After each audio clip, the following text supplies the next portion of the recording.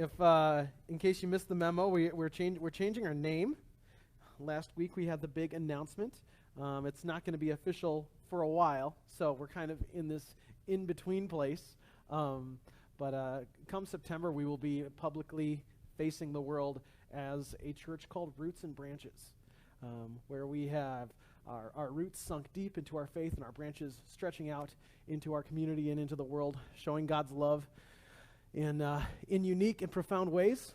Thank you for being here today to be a part of that experience. As we worship, we sink our roots into God's love, and then we also branch into one another's lives and meet with one another.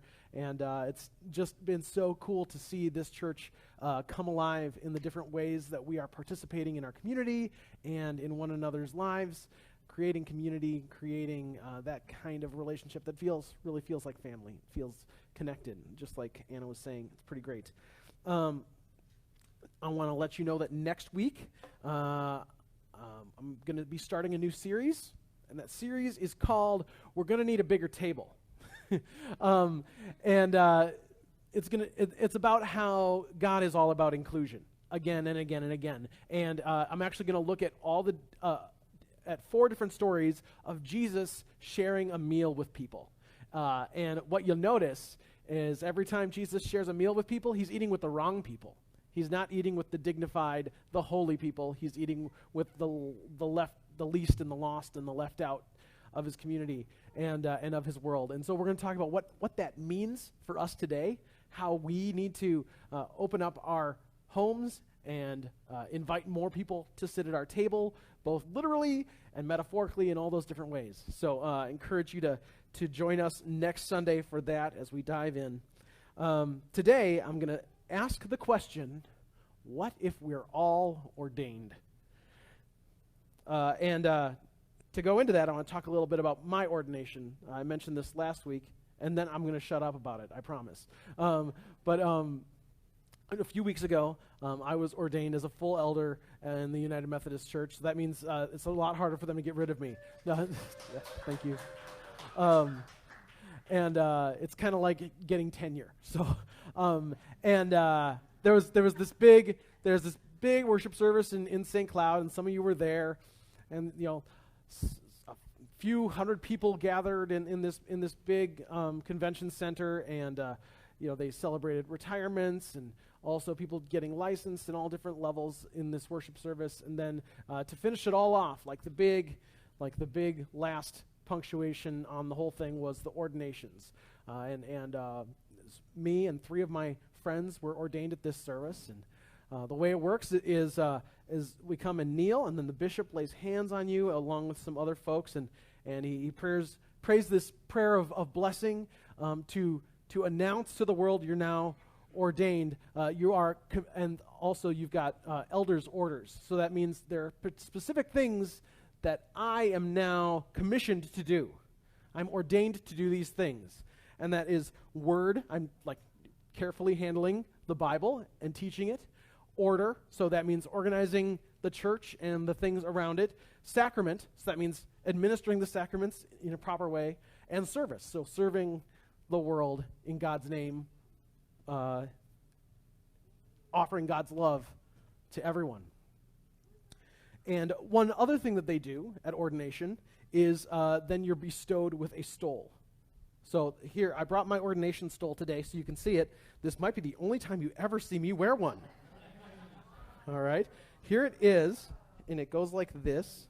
You see? Isn't that neat? So it's got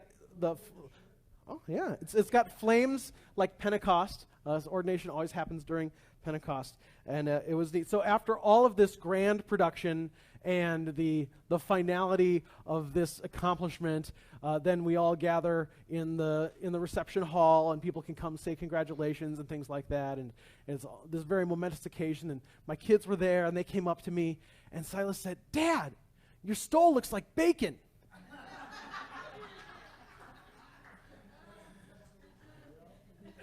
And now you can't unsee that. And it's kind of funny because on one hand, it feels a little flippant to say that, this token of my hard work and passing on of this grand tradition of ordination looks like bacon. But at the same time, this really is just a piece of fabric, right? There isn't anything holy about this garment. It's just, cotton poly blend and and it's red on the back and it's got a design and nifty crosses, but really it's just a piece of fabric. And for a long time now, there's been this hard line in the world of the church between the clergy, the pastors, priests, what have you, and the laity, that's the normal folks. The pastors who get to stand up here and say the things, and then the normal folks who sit out there and you have to believe what I tell you because I'm the clergy and I'm wearing the magic fabric, right? And I think you can tell from the way that I'm talking about this that I'm not a big fan of those distinctions. And if you look through the Bible, you'll see that those distinctions are not something that's intended to carry on. There was a time when there was a priesthood, and they were the ones who had to offer sacrifices. But then things have changed now because of Jesus and because of the way that God's love is unleashed into all the world. But somewhere along the line, we took differences in gifts and roles and responsibilities, and we turned them into differences in status within society or even status before God. And as the church became more and more embedded in society over time, especially with the Roman Empire and things like that, accumulating political power and wealth in the church, the more people really wanted the prestige that came along with being a priest or a pastor. And being clergy suddenly had fringe benefits. I saw an article this week in Religion News Service that said people are actually growing in the view that clergy are irrelevant to our world. That opinion is growing more and more in our society. When people were polled, they found that pastors were thought to be about as trustworthy as lawyers, who were very near the bottom of the list. So how did we get there, right? To this place where clergy were once highly respected and highly rewarded, to now where people don't think too much of clergy if they think of them at all. And there are lots of rabbit hole trails we could go to answer that question. There's obviously scandals among clergy, especially in the Roman Catholic Church. There's televangelists who come across as schemers and swindlers. There's the negative experiences that many people have had in churches that thrive on guilt and shame rather than love and grace. But I think there's an even more basic element to this transition that's easy to miss, and that's that the role of clergy has been blown out of proportion for a very long time. We just heard the scripture a few moments ago from the book 1 Peter, which is a letter to ancient churches. And it said, "You yourselves are being built like living stones into a spiritual temple. You are being made into a holy priesthood to offer up spiritual sacrifices that are acceptable to God through Jesus Christ." And so in these two little verses, there are two great big metaphors that I do not have enough time to adequately address. I'm going to talk about them anyway. And if it seems like there's something missing, let's talk after the service. And if you have questions or if you ever disagree with what I'm saying, let's chat about that. Because this is not a place where we have all arrived to be in agreement on everything. Just like Laura was saying, we're here to be community, to be family. And I don't think there's any family that doesn't fight sometimes and have disagreements. So let's talk. If you disagree with me on any of this today, I would love to chat about that. But there's two metaphors in this little section here. And the first is royal priesthood. I want to talk about that. See, in the Old Testament, like I mentioned before, priests were the only ones who could make sacrifices to God. Priests were unique. In order to be a priest, you had to be in the family line called the Levites. You had to be a Levite, so from a particular family group. And once you were thoroughly vetted and through the whole process, then you were one of the only ones who had that direct access to God. And no matter what the religion throughout history, that's what the word priest connotes, is that this is the person who can actually get to God. God is very far away and very distant and mysterious and scary, and so we need to have a set-aside kind of person who can actually get at God and ask God for things for the rest of us normal people. That's what that word priest gets at. And but this letter to ancient Christians that says that they are a royal priesthood, it's not written to a bunch of literal priests. It's written to a bunch of normal people. And what this book, 1 Peter, is saying is that since Christ has come to us, we no longer need to put up with the illusion that God is somehow far away and that we need some kind of special access to get to God. God came to us. What more do we need? What more could God possibly do to say, hey, I'm here for you, whatever you need. You don't need to know the secret handshake or the password or anything like that. And this verse from 1 Peter also says that we are the very stones out of which a spiritual temple is being constructed.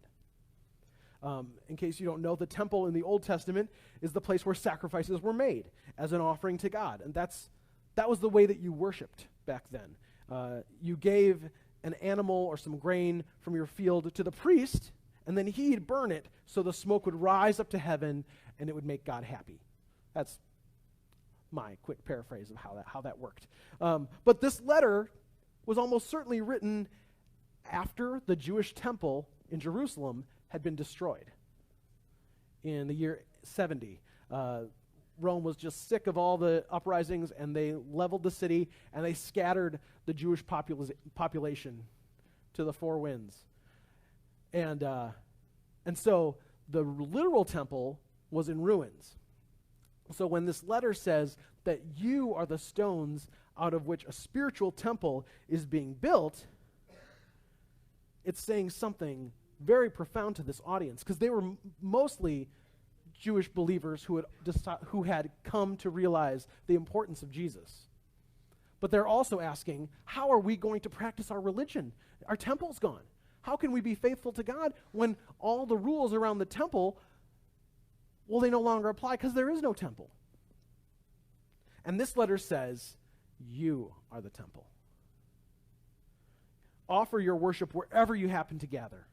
This letter says that you are the priests. You don't need to go through anybody else to get to God. So, and all of that is to say that I understand my role as a clergy person, the guy with the magic cloth here. I understand it differently than generations past might have framed it. I'm here to teach, not because God speaks to me differently than any of you, but because I went to a whole lot of school and I have a lot to say. I officiate weddings not because they don't count without me. They still count if I'm not there. But I do that so that I can use the skills I've gained over years to bless unions in my own way. And it's a privilege to call myself pastor at this church, not because I was appointed here by the bishop 6 years ago, not just because I was ordained, but because I choose this community, right? Because of the love and the grace that I discover here. I come back here again and again. And here's the thing. In the Bible, pastor isn't a job description. It's not a set-aside different kind of person. It's a gifting. Someone who's a pastor is gifted to do the things that a pastor does in nurturing faith and in nurturing a community. And so anyone who's gifted in those ways is a pastor, whether or not they have the title before their name or the degrees after their name or the fancy magic fabric around their neck. And so, honestly, I'm not the pastor here at this church. I'm a pastor at this church, and I know that there's a whole bunch more pastors sitting in front of me who are gifted in the areas of nurturing others and caring for people in their faith. And there are a whole bunch of other giftings listed in the Bible too. If you don't feel like a pastor type person, you might be gifted in serving or teaching or encouraging or in giving or even administration or in showing mercy to others. These are all things that some people have a unique capacity to do these things. And God put that in you to be used, to be put into practice. And as children of the living, loving God, finding and using these gifts is more than just another like cute personality test. Oh yeah, I happen to be, like gifted in serving or whatever, and then we can just, compare notes and put it on our name tags. It's not like that. It's something that you are ordained to do, to put those gifts to use. Like, no, there's no bishop with a big hat placing a stole on your shoulders, but bishops actually can't ordain anything. Don't tell our bishop that I said that. But the only, what the church can do, what people can do, what bishops can do is make it official and give you some paperwork and acknowledge the fact that this is already the way things are. The only one who can ordain the gifts that you have to offer the world is God. God put those gifts there, and we put them to good use for the sake of the world. God is the only one who ordains anything. God ordained the creation of this world. God ordained the creation of you and put those gifts in you. And so now it's on you to find those gifts and to put them to work. In the letter to the Ephesians in the Bible, Ephesians 2:10 puts it this way: instead, we are God's accomplishment, created in Christ Jesus to do good things. God planned for these good things to be the way that we live our lives. God planned all of this in advance. God planned for you to be here in this unique little church that is calling people to put their gifts into action. In other words, God ordained it. As many of you already know, in the coming months, I'm going to be taking a step of faith along with this church. I'm going to be reducing my hours and along with it, my role here at the church down to just 10 hours a week. And that's a very unconventional move for a church that wants to grow, right? Unconventional to say the least. And it might be scary for us as a community to see that change. I'm acknowledging that. It's different.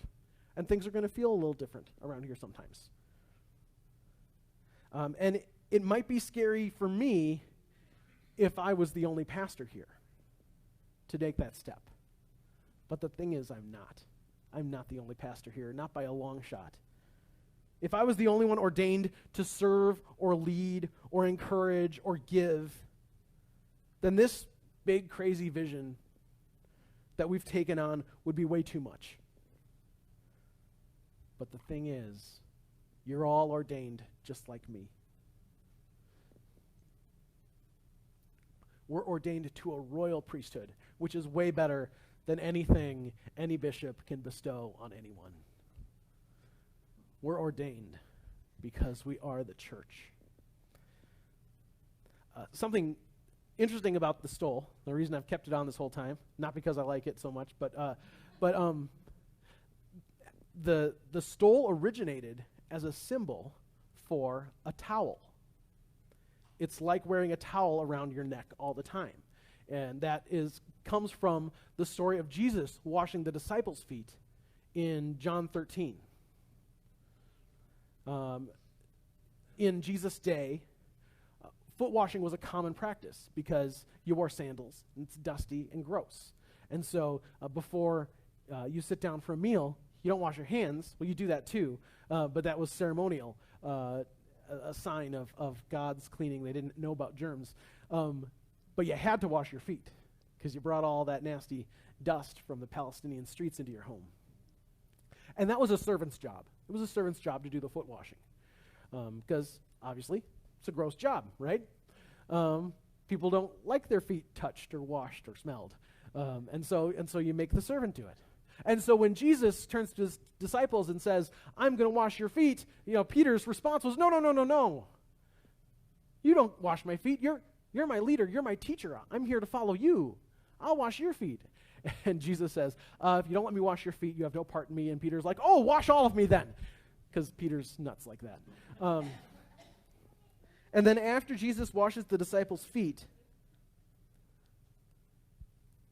he says that it's their job to wash one another's feet. So this sign of serving is also the sign of leading. Jesus says, I'm going to lead you by being the first among servants. And so this symbol of a towel actually says to the world, I'm here to serve. I'm here to help.